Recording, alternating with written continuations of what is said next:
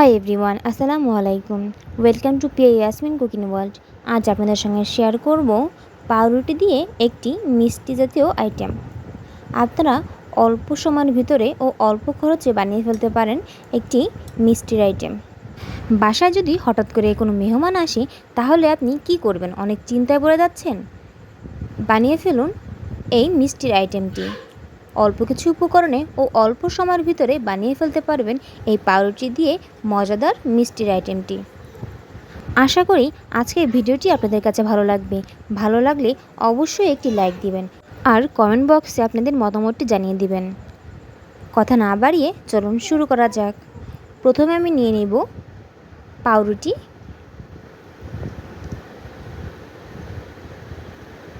এখানে আমি পাউরুটি নিয়েছি 13 পিস। আপনারা চাইলে যে বেশিও নিতে পারেন। এখন আমি পাউরুটির যে লাল অংশটা থাকে ওটা আমি কেটে ফেলব।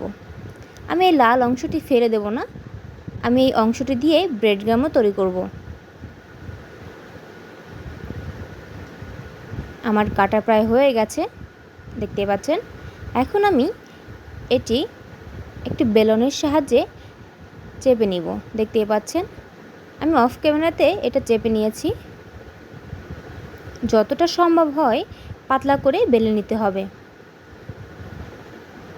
সবগুলো পাউরুটি আমার বেলা হয়ে গেছে, দেখতেই পাচ্ছেন। আমি অফ ক্যামেরাতে এগুলো সব বেলে নিয়েছি।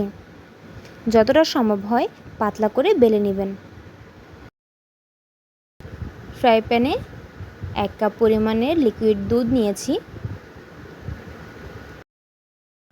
এখন আমি এই দুধের ভিতরে দিয়ে দিব 1 টেবিল চামচ পরিমাণের কাস্টার্ড পাউডার। আমি দুধটা ঠান্ডা অবস্থায় দিচ্ছি, কারণ দুধটা যদি বেশি গরম হয়ে যায় তাহলে এটা মিশতে যাবে না।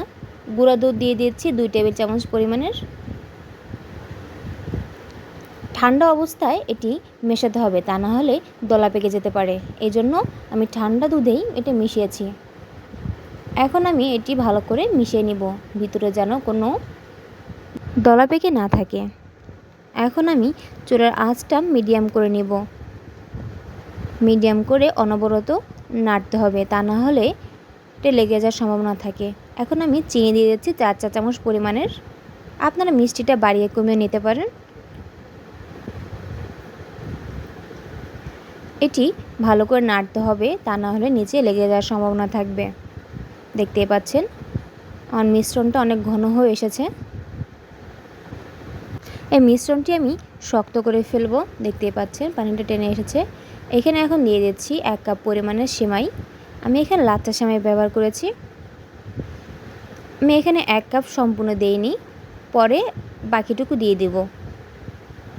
ভালো করে এটি মিশিয়ে নেব। দেখতেই পাচ্ছেন অনেকটা শক্ত হয়ে এসেছে। এখন আমি বাকি সেমাইটুকু দিয়ে দিচ্ছি, দিয়ে ভালো করে নাড়িয়ে চাড়িয়ে নিতে হবে। দেখতেই পাচ্ছেন তৈরি হয়ে গেছে আমার। এখন আমি একই পাত্রে দিয়ে দিচ্ছি 1/2 লিটার দুধ দিয়ে দিচ্ছি। দুধটি ভালো করে জাল করে নেব। দিয়ে দিচ্ছি 1 কাপ পরিমাণের চিনি। চিনি আপনাদের স্বাদ অনুযায়ী দিবেন। চিনিটা ভালোভাবে মিশিয়ে নিচ্ছি। এখন আমি দুধের ভিতরে গুঁড়া দুধ দিয়ে দিচ্ছি 1 কাপ পরিমাণের। গুঁড়া দুধটা আমি পানির সঙ্গে মিশিয়ে দিচ্ছি। গুঁড়া দুধটা যদি আমি গরম দুধে দেই তাহলে ভালোভাবে মিশবে না, দলা পেকে যাবে। এই জন্য আমি পানির সঙ্গে মিশিয়ে দিয়েছি। দিয়ে দিচ্ছি অল্প পরিমাণের লবণ। লবণটা দিলে চিনির ব্যালেন্সটা ঠিক থাকে।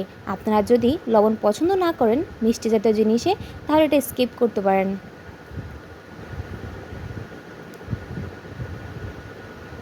ভালো করে সব কিছু মিশিয়ে নিতে হবে।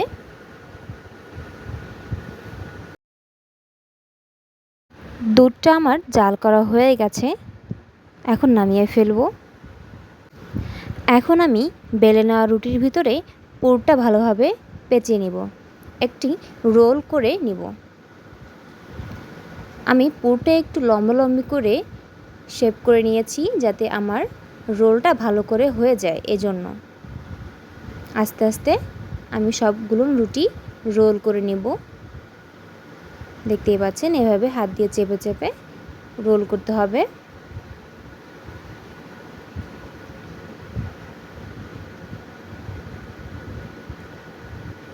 তৈরি হয়ে গেছে আমার সবগুলো রোল। দেখতেই পাচ্ছেন আমি কীভাবে দিয়েছি। এখন আমি জাল করে নেওয়া দুধটা আমি দিয়ে দেবো ভিতরে, ভালো করে সব জায়গায় আস্তে আস্তে দিয়ে দিব। আশা করি আজকের ভিডিওটি আপনাদের কাছে ভালো লেগেছে। ভালো লাগলে অবশ্যই আমার চ্যানেলটি সাবস্ক্রাইব করবেন আর বেল বাটনটি অন করে সঙ্গে থাকবেন। এখন আমি ডেকোরেশনের জন্য উপরে কিশমিশ দিয়ে দিচ্ছি। আপনারা চাইলে যে কোনো বাদাম কুচিও দিয়ে দিতে পারেন। প্রত্যেকটা রোলের উপরে আমি কিশমিশ দিয়ে দিচ্ছি।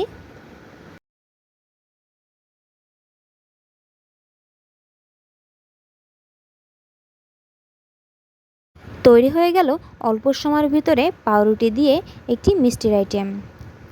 ভালো লাগলে অবশ্যই বাসায় ট্রাই করবেন। আজকে এই পর্যন্ত। আল্লাহ হাফেজ।